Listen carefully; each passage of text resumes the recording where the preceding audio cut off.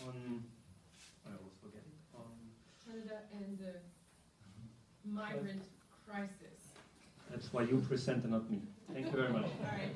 Hi, everybody. So I'm actually going to speak in French, but if you want to do the any question in English, I'll be happy to oblige. Alors, mon intervention, j'ai pas choisi le titre, on me l'a recommandé, donc je l'ai utilisé, mais je pense que c'est important de commencer avec la déclaration très claire qu'il n'y a pas de crise à proprement parler des migrants au Canada et que, bien entendu, ce vocable même de crise des migrants, de crise des réfugiés est une expression qui est très débattue dans les études en immigration. Donc, on ne va pas ouvrir cette parenthèse-là aujourd'hui, mais je pense que c'est important de le dire. Pour respecter un peu les limites de temps qu'on m'a accordées, j'ai divisé ma présentation en 3 sections. Premièrement, je vais vous parler de ce qu'est la crise des migrants au Canada, donc quelle forme prend cette crise au Canada. Je vais ensuite vous parler de comment le fédéralisme canadien entre en jeu dans cette question-là de la gouvernance des questions migratoires et finalement parler un peu des réponses et des formes de gestion des conflits qui ont été associés à ça dans les dernières années. Je vais terminer avec 2 leçons à tirer du cas canadien, mais bien entendu, je pense que vous allez comprendre rapidement que les particularités de la réalité de la migration au Canada font qu'il y a quand même peu de parallèles qu'on peut faire avec la situation auquel fait face l'Union européenne. Donc, mes leçons vont être très générales et je serai heureuse d'entendre un peu ce que vous en pensez. Donc, pour commencer, qu'est-ce que la crise des migrants au Canada? Je pense que la première chose à dire, c'est que comparativement à d'autres pays, le Canada est hautement protégé des pressions sociales, démographiques, politiques et économiques qui sont habituellement associées à cette expression-là. Et surtout, de par sa géographie, il faut se rappeler, c'est si important que le Canada ne fait pas face à des pressions liées à des arrivées irrégulières comme celles que plusieurs autres régions du monde vivent, y compris l'Union européenne, mais aussi notre voisin, les États-Unis. Le Canada est donc dans une position super enviable, comme vous pouvez le voir avec M. Trudeau qui aime bien faire des photos avec les réfugiés qui arrivent, hein, mais avec l'Australie, il est peut-être un des derniers pays, le Canada, à pouvoir continuer à mettre en place un réel programme d'immigration sélectionné qui est basé sur l'idée de la contribution économique des immigrants. Et c'est un des seuls pays qui ne doit pas se battre avec cette idée de devoir sans arrêt gérer une population migrante non désirée, entre guillemets. Donc, en conséquence, les gouvernements successifs du Canada sont dans une position enviable de pouvoir mettre de l'avant des discours positifs en matière d'immigration et des discours aussi par rapport à l'augmentation de la présence des immigrants sur le territoire sans activer des craintes chez les citoyens.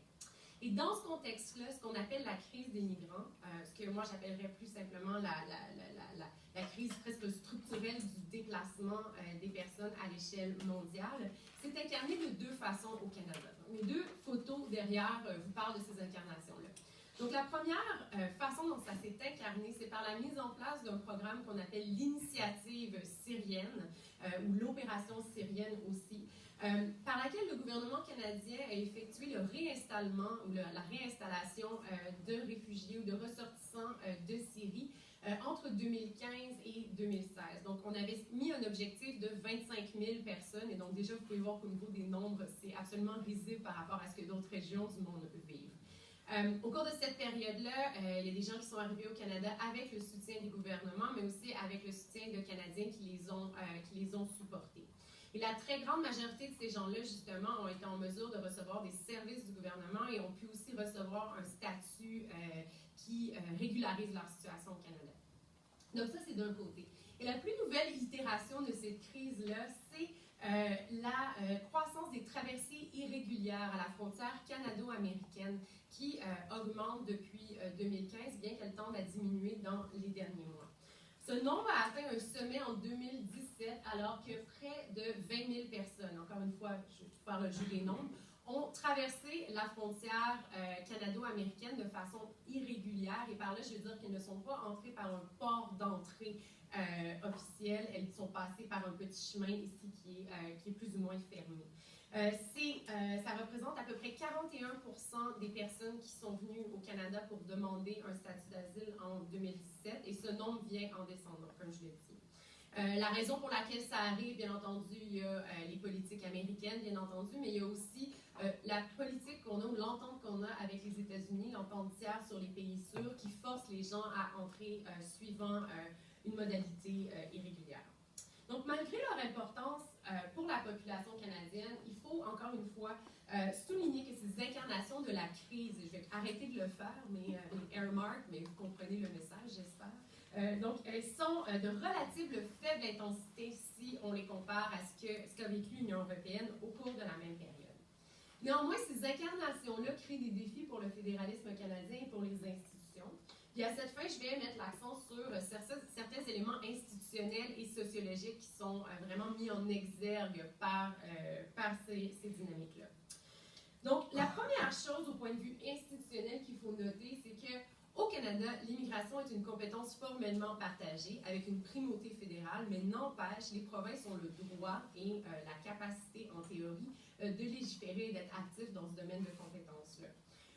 En réalité, ce que ça a voulu dire dans l'histoire du Canada, c'est que les provinces se sont plus ou moins intéressées à cette question-là jusque dans les années 90, et c'est surtout le fédéral qui s'y est intéressé. Et dans les années plus récentes, ce que ça a voulu dire, c'est que les provinces ont commencé à s'activer dans le domaine de l'immigration et qu'ils l'ont fait avec une légitimité croissante. Et ici, le terme légitimité revient de façon importante.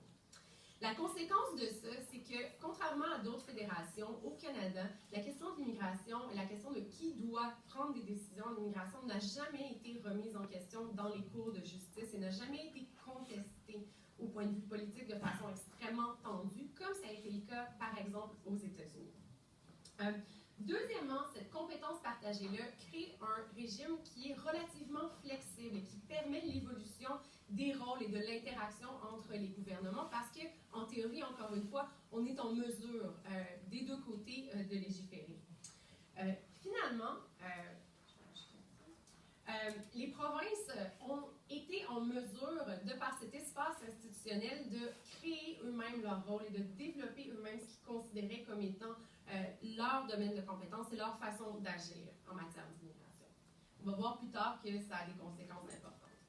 Deuxièmement, au niveau institutionnel, on n'a pas le choix de souligner le fait que le Canada est une fédération comparativement décentralisée, mais surtout une fédération où on fait l'expérience d'un déséquilibre fiscal relativement important.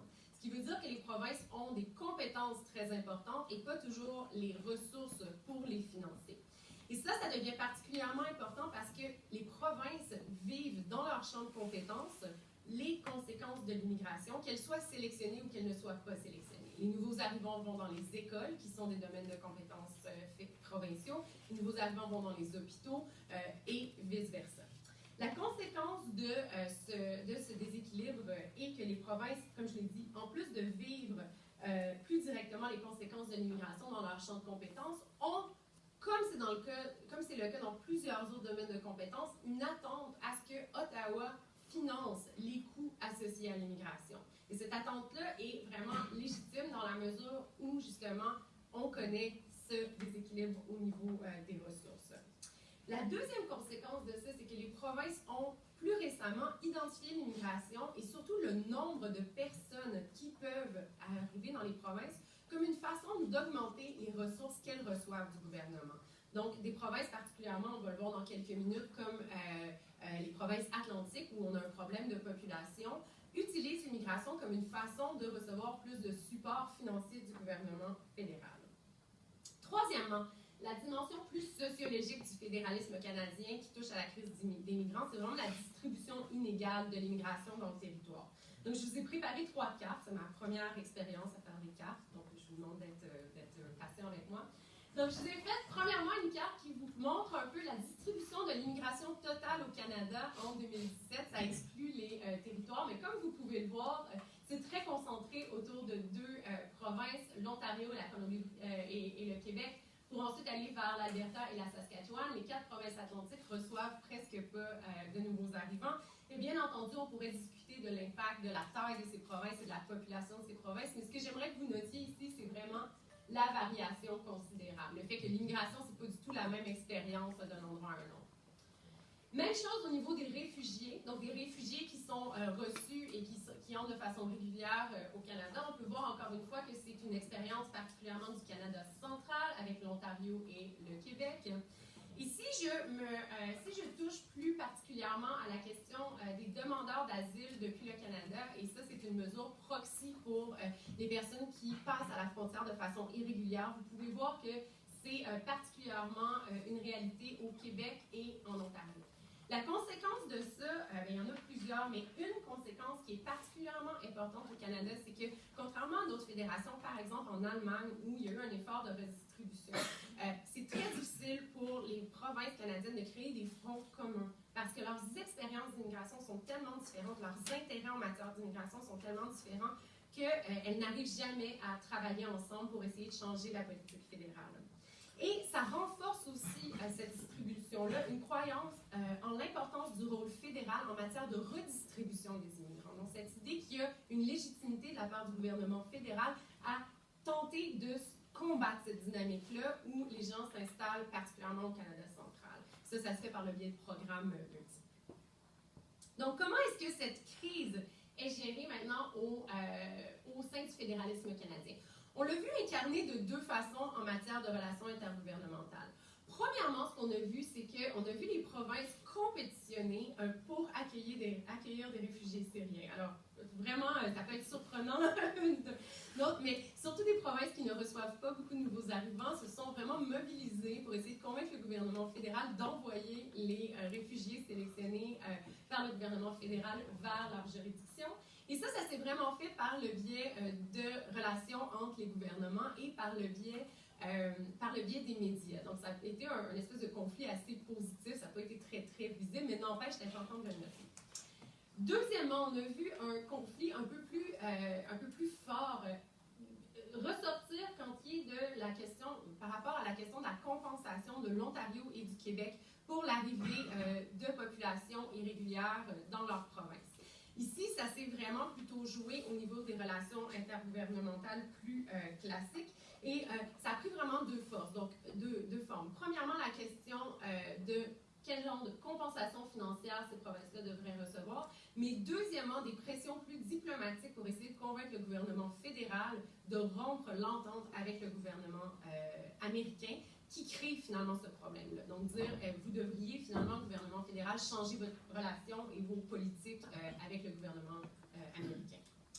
Et au sein du fédéralisme, plus largement, ce qu'on voit, c'est trois choses qui sont typiquement canadiennes, mais qui demeurent importantes à souligner. Donc, ces conflits sont gérés de trois façons. Premièrement, par une large dose de fédéralisme exécutif. Donc, il n'y a pas vraiment d'espace institutionnalisé où ces conflits-là peuvent se jouer. Donc, c'est vraiment des relations entre premier ministre, ministre de l'immigration et ministre de l'immigration des provinces ou premier ministre. Et ce qui est intéressant, c'est que ça ne va pas pénétrer dans les assemblées législatives. Ça ne va pas devenir des dynamiques électorales à l'échelle des provinces ou même à l'échelle fédérale. Donc ça, c'est la première chose. La deuxième chose, c'est que de par le système qu'on a et surtout la compétence partagée, on voit la création d'ententes ad hoc et de petites formes de compensation où justement le gouvernement fédéral est en mesure de répondre aux besoins ou aux demandes des provinces. Et surtout, on l'a vu dans le cas du Québec et de l'Ontario pour l'accueil des réfugiés. Et ce qu'on a vu aussi, et ça c'est important de le noter si on s'intéresse à comment le Canada a géré tout ça et continue de le faire, c'est l'activation et l'élargissement d'un large réseau administratif et opérationnel pour ce qui est particulièrement de la question de la frontière. C'est-à-dire qu'il y a des liens intergouvernementaux qui ne sont pas dans les assemblées législatives, qui ne sont pas même chez les élus, mais qui sont extrêmement importants et c'est là où on peut voir c'est là où il y a beaucoup de problèmes qui se sont réglés. Donc, en conclusion, tout va bien au Canada. Ici, vous avez les ministres de l'immigration en 2017 qui se sont rencontrés et ont tous l'air heureux, comme vous pouvez le constater. Donc, en conclusion, l'expérience fédérale canadienne de la crise des migrants, à mon avis, nous permet de tirer deux leçons générales, bien que c'est une fausse crise, vraiment. Donc, premièrement, c'est que la distribution des ressources est cruciale. Et la redistribution des ressources, ça peut être tant les immigrants que le financement pour accueillir ces immigrants-là. Et donc, les mécanismes en particulier de redistribution au sein de du régime fédéral doivent être perçus comme légitimes, justes et flexibles. Et c'est ce qui a permis, à mon avis, qu'il n'y ait pas tant de politisation de ces questions-là dans les dernières années.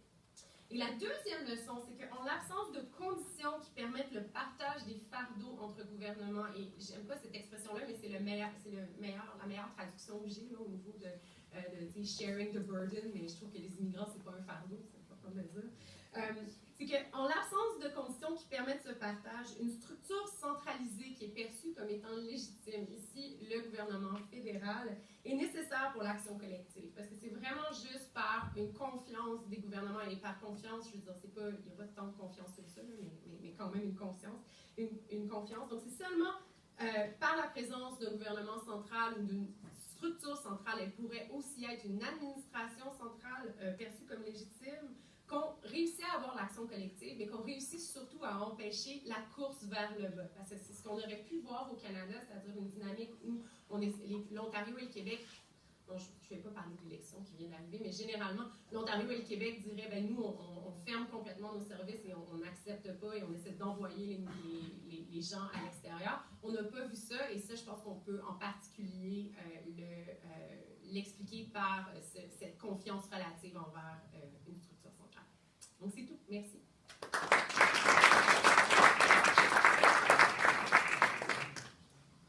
Thank you very much. 2 points I think that might be important here. One, it seems you guys have similar issue here in Canada than we have in Europe with the distribution problem. Yep. And the other point I might be interested in then when it comes to discussion, like how has the refugee and migration topic we have faced in Europe over the last few years, how has it been discussed here in Canada? The European experience? Exactly. Last speaker. Danke, ich freue mich, hier zu sein. Johannes und Alina haben so viel gearbeitet für diese Konferenz, also danke für die Einladung. Je suis aussi un peu intimidé de parler après Mireille parce qu'elle a été ma première assistante, je crois. Et là, j'entre dans cette période de ma vie où je commence à être gêné de siéger sur le même panel que des collègues qui sont beaucoup plus articulés et percutants que moi. Donc, je vais essayer de faire de mon mieux. All the more since my plan was to present to you the results of my research on the Greek crisis. I'm working on a book on the politics of the EMU crisis, but seen from a specific angle, a more sociological angle, based on almost 4 years now of embedded observation that I've been doing in Brussels. Mais considérant les contraintes de temps, I think I'd rather do something on the comparison of Canada and the EU and how they dealt with the crisis over the economic crisis, the global economic and financial crisis over the past 10 years. So I'll improvise something if that's okay with you. En français, évidemment. Alors, ce que je vais faire, c'est faire une comparaison des institutions fédérales canadiennes et des institutions européennes, et aussi des actions qui ont été faites au cours des 10 dernières années, depuis 2008, puisque nous célébrons aujourd'hui d'une certaine manière le 10e anniversaire de cette crise économique et financière mondiale. Je vais mettre l'accent sur la politique monétaire dans un premier temps, ensuite la politique économique et finalement la politique fiscale, en essayant de vous montrer les différences importantes qui subsistent, aussi les éléments de convergence. Et si j'ai le temps, je terminerai par quelques réflexions sur l'approfondissement de l'union économique et monétaire dans l'Union européenne. Alors d'abord, commençons par la politique monétaire. C'est peut-être l'aspect le plus facile à comparer. Donc nous avons ici la Banque du Canada, qui est une banque centrale, comme la Banque centrale européenne, avec un mandat qui est légèrement différent de la Banque centrale européenne, comme quoi le modèle ordolibéral de la BCE n'est pas le seul qui existe dans le monde.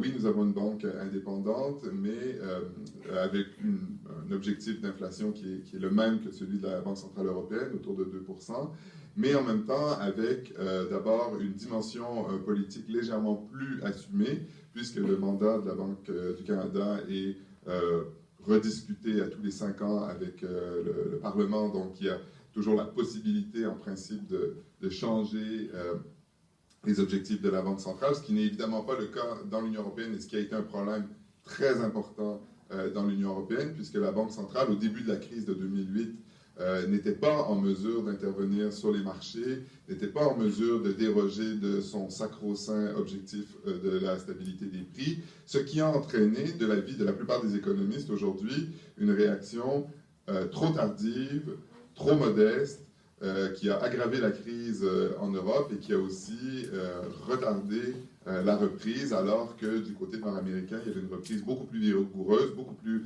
rapide, en grande partie attribuable à la politique extrêmement volontariste qui avait été adoptée par la Fed aux États-Unis et par la Banque du Canada. Par ailleurs, il y a évidemment au Canada un système de surveillance des banques qui a été, à l'époque de la crise, largement félicité, puisqu'il avait notamment mis l'accent sur le ratio de capital plus élevé des banques privées canadiennes qui leur ont permis de mieux résister à la crise, puisqu'elles avaient les reins plus solides. Il y a évidemment aussi au Canada un système d'assurance des dépôts depuis très longtemps, qui fait en sorte que la confiance à l'endroit du système bancaire au niveau fédéral est plus élevée que dans l'Union européenne. Donc il manquait au début de la crise un certain nombre d'éléments à la Banque centrale européenne qui l'ont finalement freiné dans son action. Beaucoup de ces éléments, il faut dire, ont été mis en place assez rapidement à la faveur de la crise. Pensons notamment à la surveillance des banques, qui aujourd'hui est en grande partie assurée par la Banque centrale européenne. Pensons également au mandat de la Banque centrale européenne qui n'a pas été modifié puisqu'il figure dans les traités, mais que la Banque centrale a choisi d'elle-même d'interpréter différemment, on va dire. Donc après 2 années de rigorisme monétaire, on a vu, avec l'arrivée surtout de Mario Draghi, une politique monétaire beaucoup plus vigoureuse, inspirée de ce qui s'était passé aux États-Unis, avec notamment l'utilisation de l'assouplissement quantitatif. Et donc, une banque centrale qui a finalement choisi de s'insérer dans ce qui était devenu un peu la solution qui avait mieux fonctionné en Amérique du Nord. Donc, il y a eu des éléments de convergence. Et même aujourd'hui, à moins que Berlin ne bloque la chose éternellement, l'Union européenne devrait se diriger à terme vers un système européen aussi d'assurance des dépôts. Je n'irai pas dans tous les détails, mais essentiellement, beaucoup d'éléments ont été mis en place qui font que, du point de vue de la politique monétaire, on a aujourd'hui en Europe une situation qui est plus proche de celle qu'on connaît au Canada ou dans d'autres systèmes fédéraux comme les États-Unis et qui permet donc de mieux réagir à une prochaine crise puisqu'il y en aura forcément une. En matière de politique économique, les contrastes sont plus intéressants et autant pour, je crois, les Canadiens que pour les Européens. Bon, évidemment, on le sait, comme le budget fédéral canadien est beaucoup plus important en proportion de l'économie, évidemment, que le budget de l'Union européenne, il y a une capacité de politique économique au niveau fédéral qui est considérable. Donc, le budget fédéral est plus important, ou à peu près équivalent à tous les budgets provinciaux, non, plus important, moins important, mais tout de même important que, je répète, c'est pas très clair, c'est l'inconvénient d'improviser. Le budget fédéral canadien est à peu près équivalent à celui des budgets provinciaux. Donc, il est considérable, et ça, c'est un contraste avec la situation européenne, où le budget européen est de 1% du PIB, ce qui est minuscule pour mettre en œuvre une politique économique. Donc, ça, c'est un aspect sur lequel on pourrait dire que la politique économique canadienne, fédérale canadienne, est plus forte du simple fait d'avoir beaucoup plus d'argent en premier lieu, et donc une étendue d'action qui est aussi considérable. En même temps, il est toujours intéressant pour les Européens peut-être d'apprendre qu'au Canada, de la même manière que les provinces ne sont pas représentées, et ça c'est une différence aussi avec l'Allemagne, les provinces ne sont pas représentées dans l'élaboration de la politique économique fédérale, le fédéral n'a rien à dire dans la politique économique des provinces, y compris budgétaire. Et donc, le système que l'on connaît bien en Europe du pacte de stabilité et de croissance, de la surveillance budgétaire qui a été introduite à la faveur de la crise économique et financière par lequel les États membres doivent soumettre leur projet de budget à la Commission européenne pour approbation avant même de les soumettre à leur propre Parlement, et où ces budgets sont soumis à la contrainte qui est devenu très compliqué, mais à la contrainte du pacte de stabilité et de croissance. Le système auquel vous avez fait référence de semestre européen par lequel on essaie d'arriver vers une coordination des politiques économiques des États membres de manière continue avec une évaluation par les pairs, c'est quelque chose qui est absolument absent au Canada. Et donc, une province canadienne peut mener la politique, par exemple, si le Québec décidait de mener une politique marxiste dans ses champs de compétences, elle aurait davantage le pouvoir de le faire qu'un État membre de l'Union européenne. Et il est évidemment impensable pour une province, et pas seulement pour le Québec, de soumettre ses projets budgétaires au gouvernement fédéral pour approbation avant d'adopter ses propres lois. Et donc là, il y a une liberté qui existe pour les provinces canadiennes, qui sont elles-mêmes dotées de budgets très très importants, il faut mentionner, puisque ce sont les provinces qui s'occupent des dépenses des dépenses sociales notamment.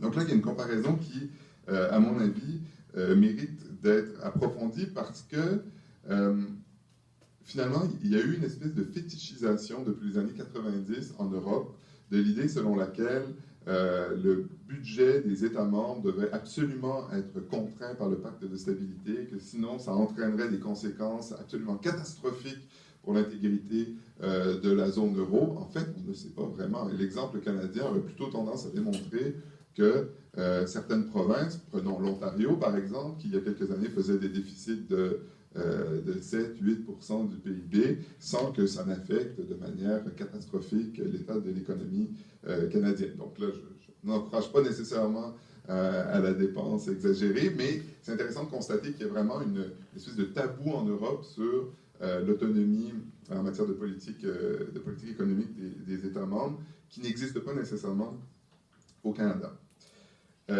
Je passe au troisième point, qui est peut-être là où la différence demeure la plus importante et peut-être la plus critique pour les Européens, et où les Européens, d'une manière, auraient le plus à s'inspirer du Canada, mais ont peut-être le moins la possibilité de le faire. C'est évidemment en matière fiscale, puisque au Canada, c'est le gouvernement fédéral qui a introduit la fiscalité, ou l'impôt plutôt, l'impôt direct des particuliers bien avant les provinces.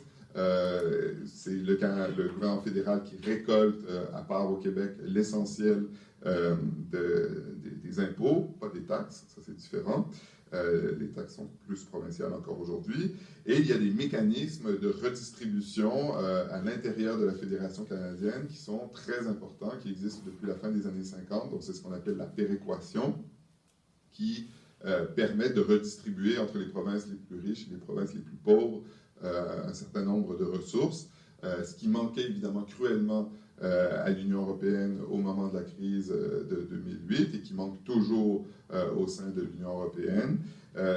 Ajoutons à la péréquation, ou ce qu'on peut appeler les transferts, des programmes fédéraux, comme le programme d'assurance chômage, évidemment, qui est de compétence fédérale et qui a aussi pour effet de redistribuer les ressources entre les provinces, mais à travers les individus et pas nécessairement les personnes.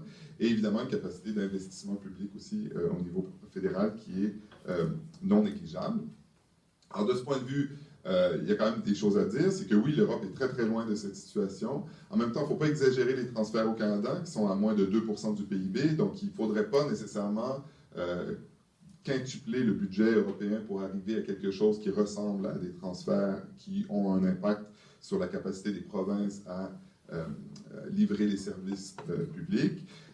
L'Union européenne, notamment sous Jean-Claude Juncker, a fait des efforts considérables pour accroître l'investissement public, notamment de la Banque européenne d'investissement. Et il y a des discussions qui se poursuivent sur des programmes d'assurance chômage à l'échelle européenne ou quelque chose qui, finalement, serait une réponse à ce que disent presque tous les économistes à l'extérieur de l'Allemagne, si je peux me permettre ce commentaire, qui est que l'Union européenne a besoin de davantage de solidarité fiscale si il souhaite être en mesure de répondre à des chocs asymétriques lorsqu'ils se produiront.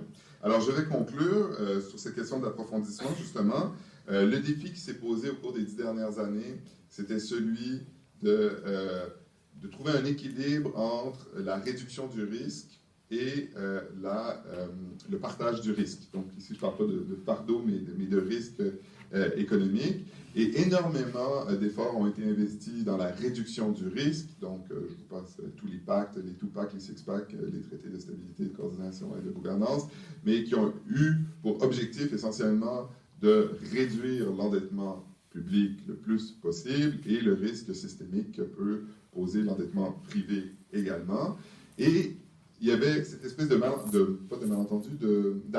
à ce qu'après la réduction du risque vienne une certaine forme de répartition du risque, de solidarité face au risque, qui permette véritablement à l'Union européenne de réagir à la prochaine crise. Or, aujourd'hui, pour de nombreuses raisons, mais notamment liées à la situation politique en Allemagne et à la situation politique en Italie, tous les projets qui sont sur la table depuis longtemps, qui sont discutés depuis longtemps, dont le principe a souvent été accepté en grande partie par les États membres de l'Union européenne, tout est absolument gelé pour des raisons évidemment de politique interne, et il n'y a pas de raison de croire que ces raisons vont changer. Donc, je pense qu'on peut en conclure que l'Union européenne est probablement mieux prête à une crise maintenant qu'elle ne l'était il y a 10 ans, mais on est quand même encore très très loin des outils que des pays comme les États-Unis ou le Canada peuvent mettre en œuvre pour répondre à de telles crises. Je vous remercie de votre attention.